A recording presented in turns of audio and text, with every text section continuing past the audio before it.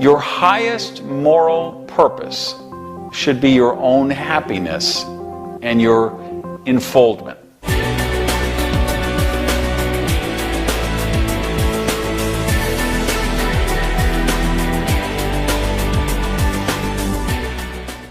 Hey guys, welcome to another episode of Prosperity TV. I am your host, Randy Gage, and I want to talk to you today about purpose. Or more specifically, how do you harness the power of purpose to manifest prosperity in your life? And this is about the third in a series.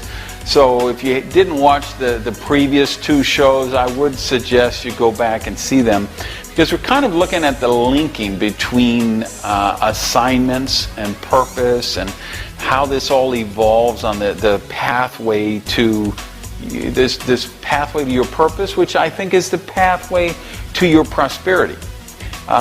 Here's what I would tell you. The big issue we're going to talk about here, and if you're a subscriber to my virtual prosperity series, then you know we did this in depth. And if not, I would suggest you go back and either get the online version of that or the DVD, the program about cosmic consciousness.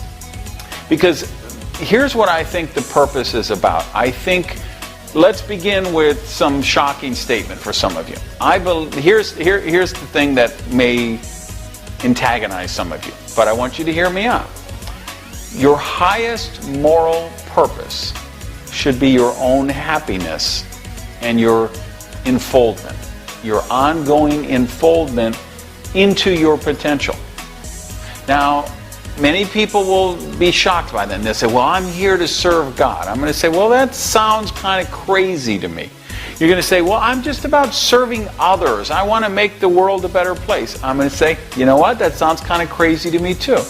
Because the people that I meet who are just about saving the world, saving everybody else, are usually the most messed up people that you ever find. Why is that? Because they didn't do what we're talking about here, which is get their own needs met first. Clean up their own house, get their own mentality in order. So when you get your own needs met first, when you get on your pathway of enfoldment, when you look for, okay, my highest moral objective is my own happiness, and this will be your homework this month, will be go and read The Virtue of Selfishness, which is a book by Ayn Rand. One of her lesser known ones, but probably one of her more brilliant ones, because it talks about this whole idea of the virtue, not the bad thing, the virtue of selfishness. And if your gut reaction may be, well, if everybody was selfish, it would be such a horrible world. Actually, that's not the case. It would be a magnificent, majestic world if everybody practiced the virtues of selfishness and took care of their own needs first. Now, it's not about exploiting other people. It's not about taking advantage of other people. It's not being mean-spirited, taking from people. That's not what I'm talking about. We're talking about putting your oxygen mask on first so then you could help the child who needs help on the plane. So here's the process. We're going to move, and your assignments will take you there. If you watch the last video when we talked about how you're going to go through these sequential assignments, you will move on this path of enlightenment. You'll move from self-consciousness to cosmic consciousness. Now, self-consciousness is all wrapped up in the personality, right? And you're protecting the personality at all costs. And the cosmic consciousness is where you're letting divine order guide you. And all of the great teachers throughout time have spoke of this. Emerson, they use different words or labels. Emerson called it the oversoul. Jesus called it heaven. Buddha called it nirvana. Satya Sai Baba called it the path to love. But they're all talking about the same thing. It's not that you give up personal pleasure. It's not that you give up personal happiness. You transmute it. What happens is, as you evolve, it becomes more about right thoughts and right actions, purifies your thought, and then the joy of selfishness comes from serving other people.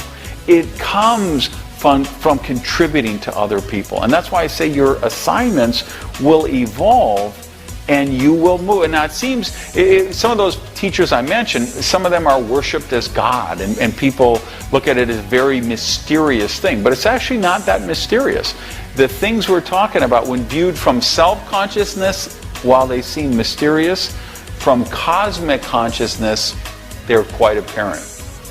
And you'll see it's a natural progression. So that's how we harness the power of purpose, is we get on this path. We follow our assignments and let them each one lead us. And we take care of our own needs.